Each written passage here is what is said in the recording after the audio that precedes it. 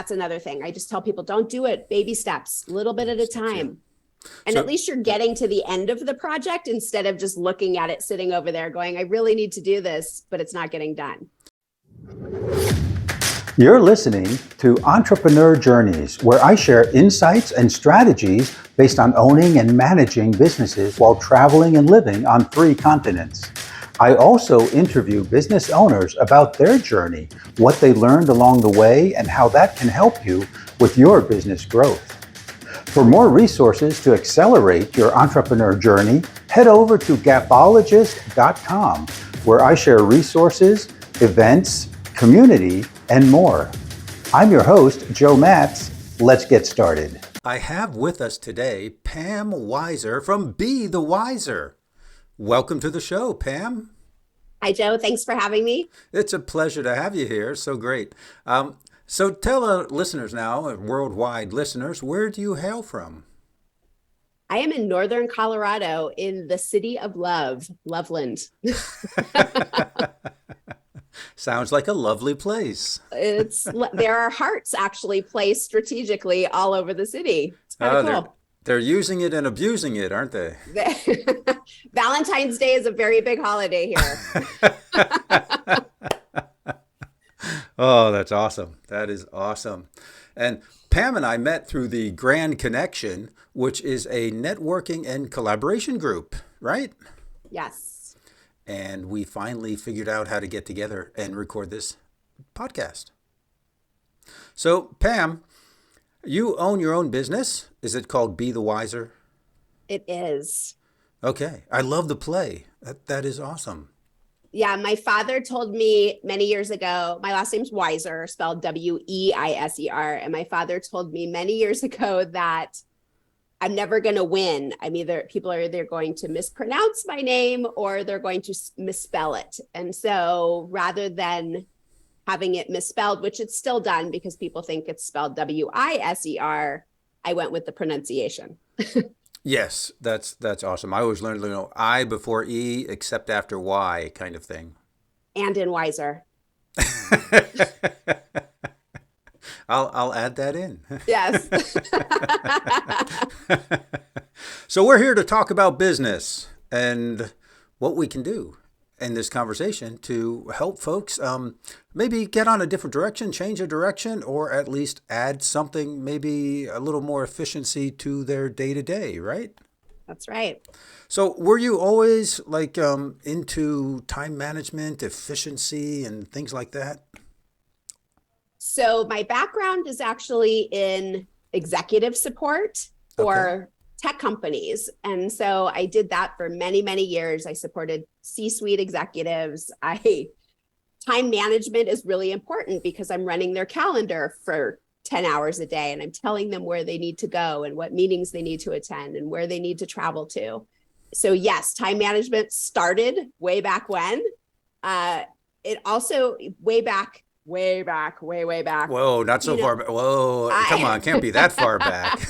I've always been in a customer service industry. So whether that was in the restaurant industry where I had to manage people, time management is really important, right? Like you always figure out, and this goes to simple, you don't want your appetizers to come after the main courses come. So time management has always just been a part of my career. And so during your career, you worked at a restaurant and, oh my gosh, I know what that experience is like. And yes. then you were working with executives and always. Yeah. Was there ever an indication that you would someday own your own business?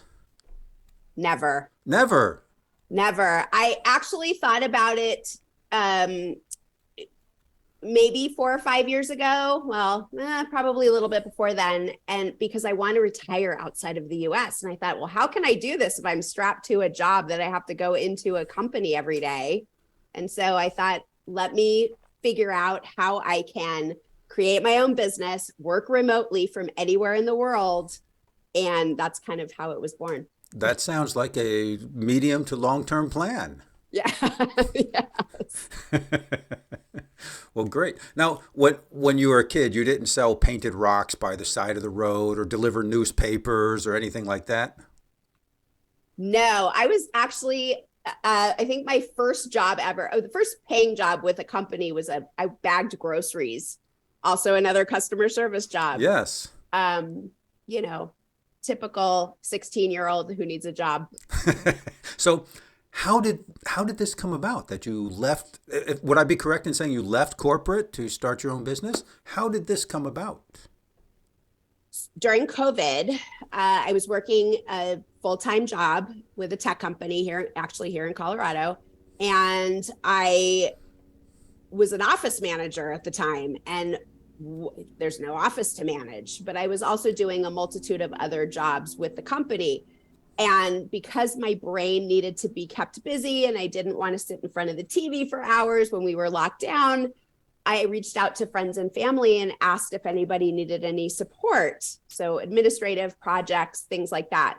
And I actually had some takers, and I was able to take it as a side gig. So I was still working a full-time job, my 40 hours a week, and then doing this on the side. And, after COVID, I moved back to California very temporarily. I had a job that didn't work out, and I took my business full time. I said, why do I have to work for somebody else? I know how to do this, and I can. And I did. That's awesome. There are two things I love about that story. The first is you took your knowledge, experience, and expertise, what I like to call your keys, Kees. You took that from corporate and incorporated that directly almost into your own business. That's right. The other thing I love about that is you started part-time, kind of like dipping your toe in the waters. Like, I have these skills. Does anyone need these skills? That's right. And you got some traction. I did. Low risk, low time investment. That is awesome. Yeah. And it worked out. I'm so glad that it worked out for you. I'm still here. So what were those first engagements like? One of them was a nonprofit. So I was basically supporting a program director and helping her write grants. And she also needed really specific guidance on her time. Yeah. So her calendar was a mess. She didn't have time to do the things that she needed to do because she was in meetings all day. So that happens to be a theme with a lot of the people that I work with. They're so overwhelmed because they're pulled in so many different directions, and they can't get to the work that they need to do in order to make their business grow or make their job function work. And so they hired me to basically get her organized, or she hired me to get her organized. And then I worked for a photographer who I've known for many, many years, who also just needed help with her CRM and was so overwhelmed because she didn't have time to go and take photos of people, which was her business, because she was dealing with all the back end, the back end tasks, which take a lot of time. And when you don't have the experience, it's a lot of time and effort. It ends up not paying off. You don't get to spend the time with your customers and your clients, which is what ultimately moves your business forward. Yeah. I mean, that time back end stuff, it can slip into your life like bed bugs. At first, I hope not. At first you don't notice them. It's a bug or two. It's in your mattress. You don't notice. And then they grow and they multiply and they take over your whole mattress, so you can't even sleep at night. I don't want to know. Well, fortunately, I don't have any experience with bug mites, but I do have, or bed bugs. Or mites, whatever. Yeah. Yeah, that explains my lack of experience there. I do have experience with feeling overwhelmed. And I have days, sometimes it seems like multiple days. When I get to Friday and I say, what did I do? What did I do all week? It's Friday, and I feel like having a beer. But first, what did I do this week? And sometimes it's very difficult to come up with more than a few hours of actual productive work. That's right. And I imagine a lot of people experience that. Yes.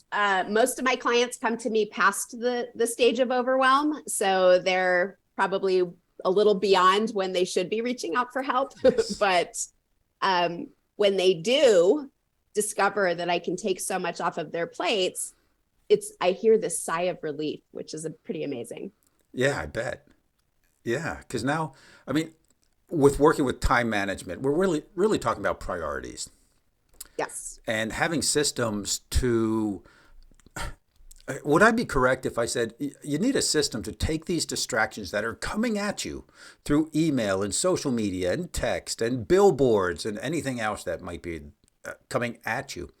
Do we need a system to like put those over in a box so they don't bother us? I mean, it could be as simple as turning off your phone or your TV, right? I mean, just those things cut out half of the notifications that you receive. Close your office door if there's noise coming from outside in the kitchen or your dog is doing something. There's so many people working from home these days. Close the door. If you can't turn off your phone and you have to leave the phone on, I just tell people don't check your social media, don't check your email, do the things that you need to do, time block, set a timer, and actually focus. So there is actually on my phone, and I think it's on a lot of phones now, there's a do not disturb button. That's right. Yeah. And it's actually set on a timer. And I forget if I did that myself or it was set up. It was 2 hours. And it still is 2 hours. So I hit do not disturb. I got 2 hours. No phone beeping at me. Yeah. Unfortunately for me, I wish it was that easy. I help people with their time, but when it comes to time management, I'm horrible about mine and I have to live off of my calendar. Yes, living off the calendar because the calendar tells me what I need to do. The calendar is like my secretary at some level. Right. But I did find out something interesting, Pam, recently with social media. And I work with virtual desktops. So if you have a Windows computer, you can move a desktop. It kind of like slides over. It's like on a desk. It would be like taking a file and putting it over on top of another file. So you can work on that one. When you're done, you close it up and then you put another file on top of it and work on that. So that's a virtual desktop. Okay. I had social media on one desktop and it's a switch on the computer. I go from one to the other. And I thought, I'm an adult. I've been working a long time. I'll just leave my social media accounts open on that virtual desktop and I just won't look at it. Good luck with that. I recently found out I can't do that. That's right. Most people can't. It's shiny things and wanting to know what's going on in the world. And, I know. So I would do something productive or be halfway done sometimes, which is even worse. And then I'd flip over to that desktop and I'd look at my social media. And I'm like, but I can discipline myself.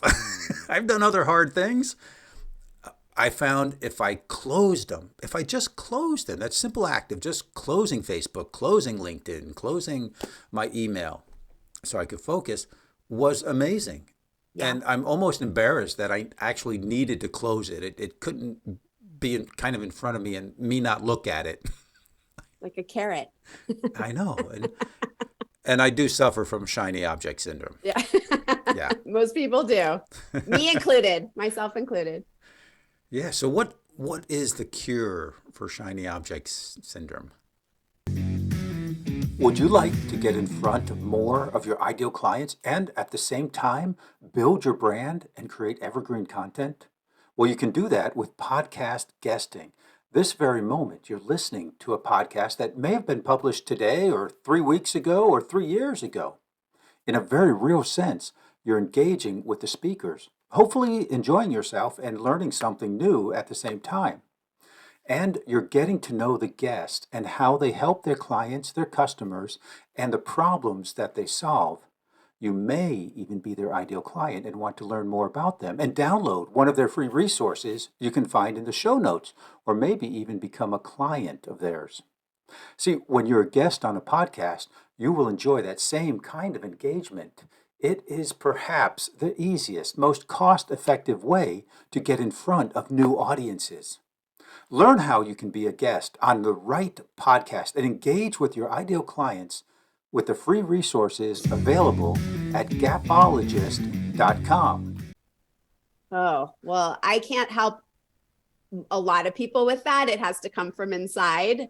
Okay. But when it comes to time management, it's about, again, it goes back to the calendar. I time block. So I have blocks of time, chunks of time set aside for me to work on my business, for me to work with my clients, for me to go on a walk, for me to, do my exercise, if it's not walking that day, for me to make a service appointment for my car, everything goes onto my calendar. So, and I have to set alarms to go with those appointments so that it reminds me that there's something else coming up and I need to check the calendar.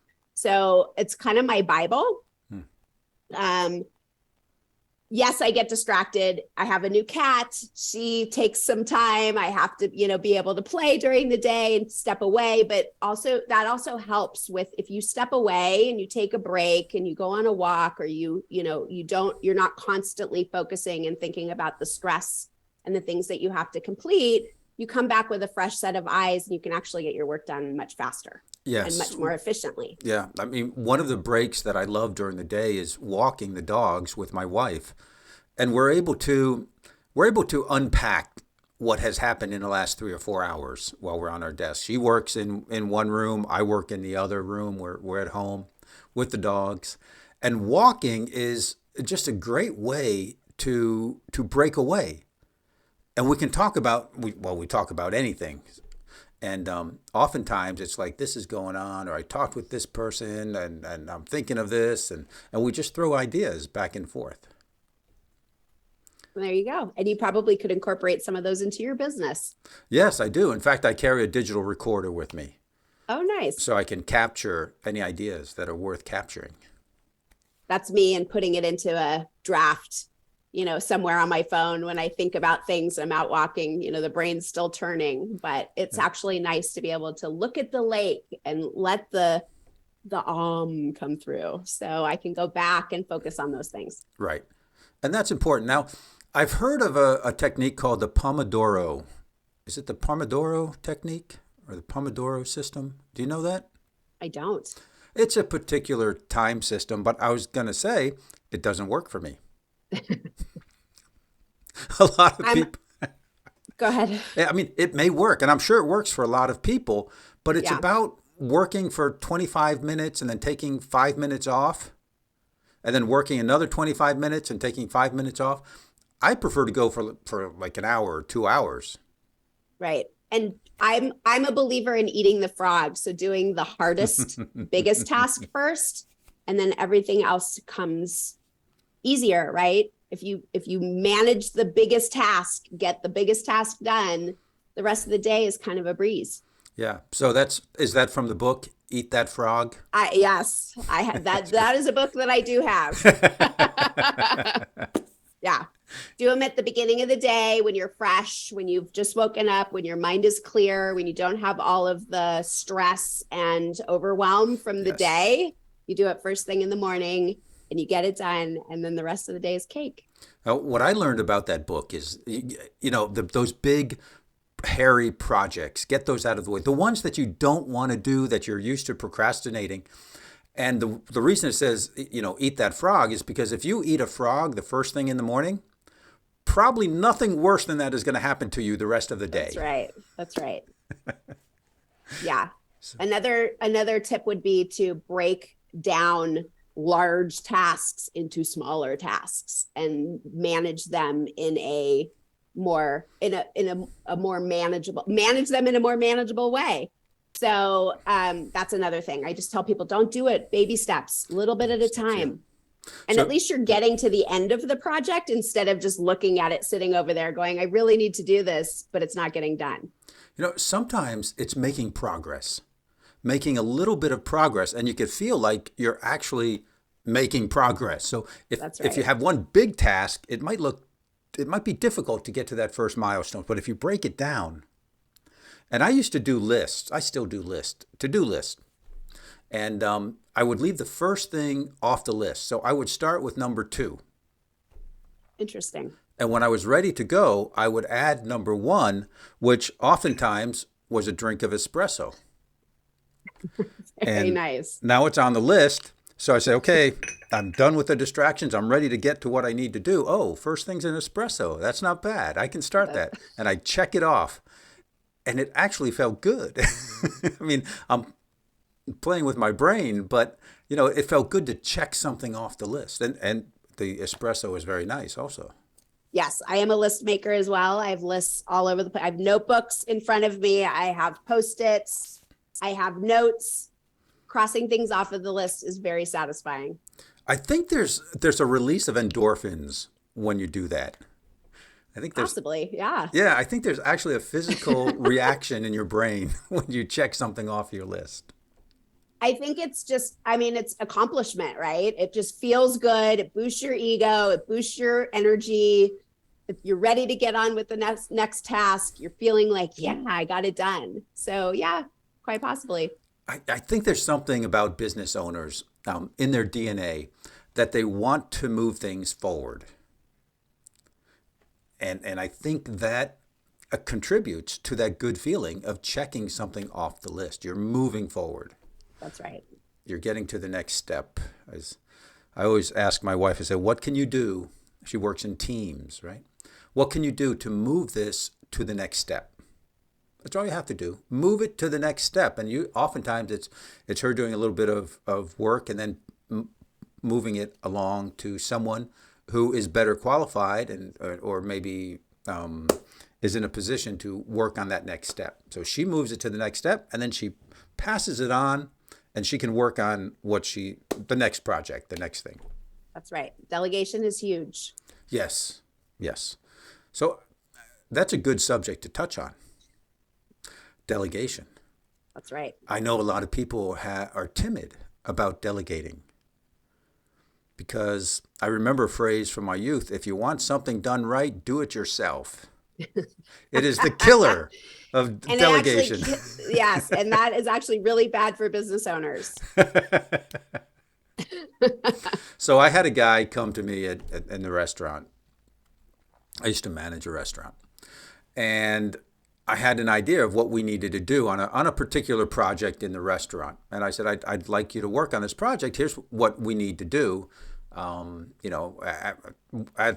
slow time, come into the office and talk with me. And he came in with an idea. And my assistant was with me there. And he came in with an idea. And it wasn't exactly what I wanted to be done, but it got the objective done. And I said, that's great. That is awesome. I love the idea. That's fantastic. What's the first step and when can you start on it? Well, after he left the office, the assistant said to me, Joe, that's not what you were thinking. That's not kind of what we talked about. And I said, look, it's 90% of what we talked about. And I would rather have him committed 100% to getting 90% done than insert my own ideas, my own way, and then he might be committed only 50% to getting that done. Much better he took his own idea and his own initiative. And I learned that in a book somewhere.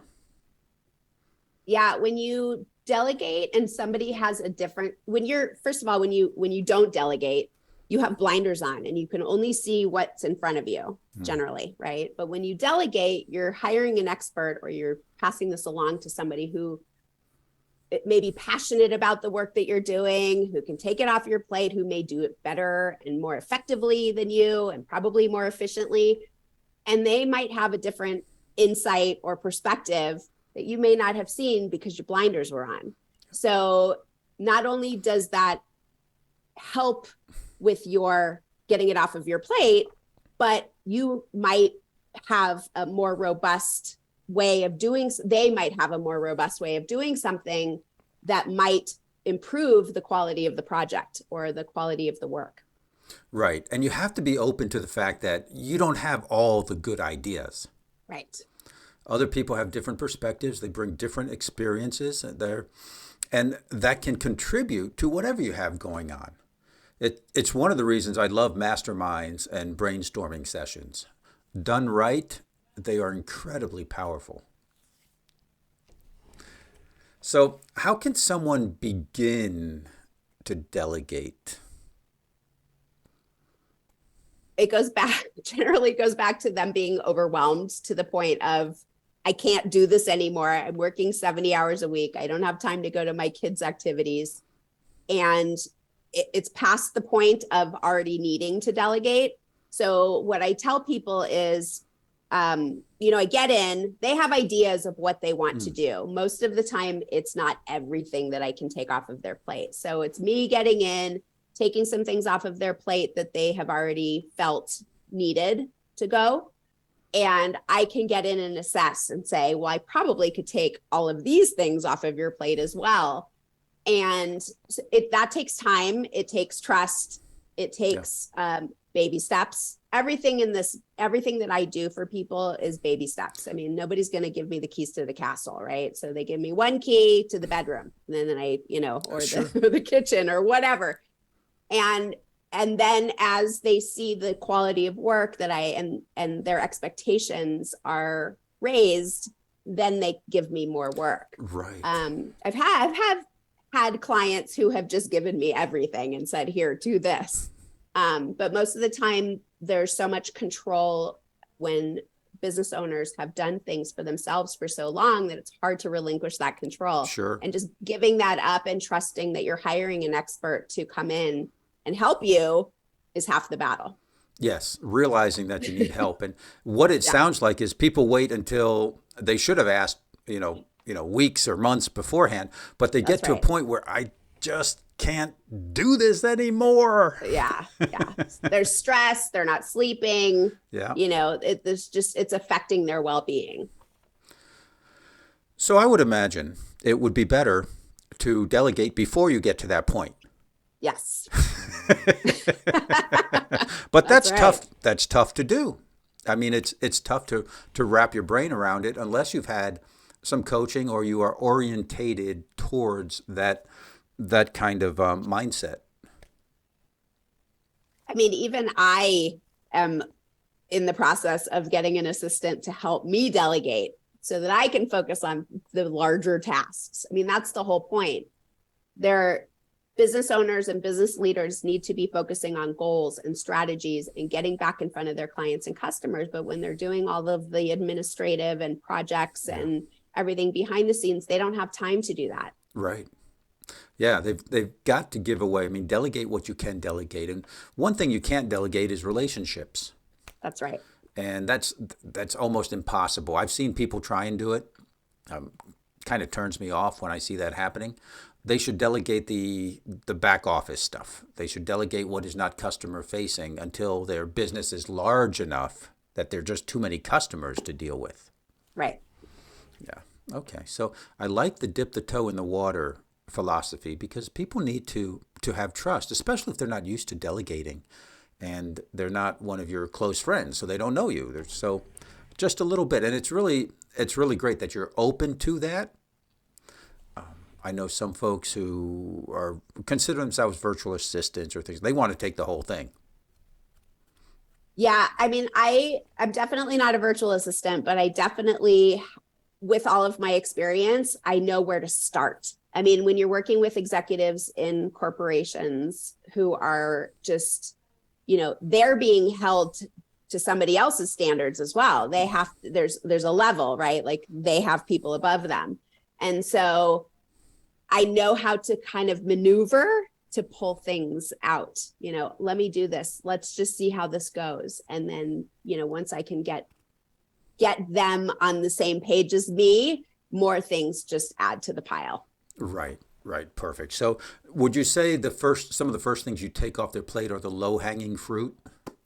Yeah, easiest for sure. Definitely things that I can do quickly. I have clients that have me do a variety of things. I've done,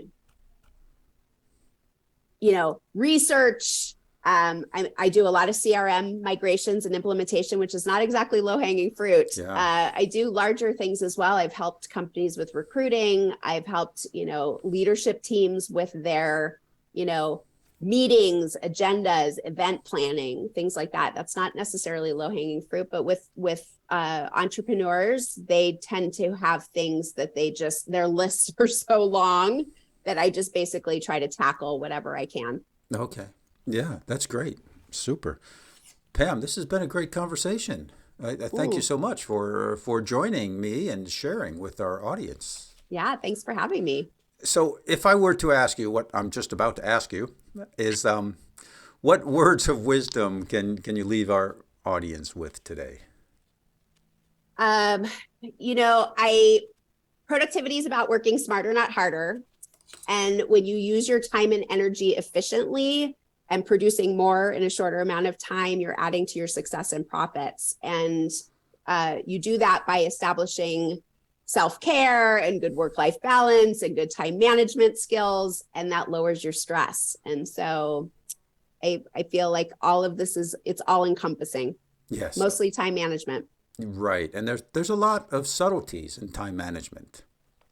So if someone wants to know more about time management and wants to know more about you, Pam, and how you help and what you do for folks, what can they do? They can reach out to me via email. It's Pam at @BeTheWiser, BeTheWiser.net. Or I'm on LinkedIn, Pam Weiser, WEISER. And my website is bethewiser.net, BeTheWiser.net. Okay, and we'll have all those links in the show notes. So if you're listening on a podcast or you're watching on YouTube, you can look in the show notes and everything will be there. Pam, thank you so much for sharing with my audience today. You're very welcome. Thanks for having me. Thank you. Have a great day. Bye now. All right. Thank you for listening to Entrepreneur Journeys. Remember to subscribe so you catch all the episodes and check out the show notes for any free giveaways or gifts that were mentioned during this show. Entrepreneur Journeys is brought to you by 𝐏𝐚𝐦, providing the insights, tools, and transformative structures to help you reach your business summit. I'm your show host, Joe Matz, and until next time, I hope your journey is filled with breathtaking views and successful outcomes.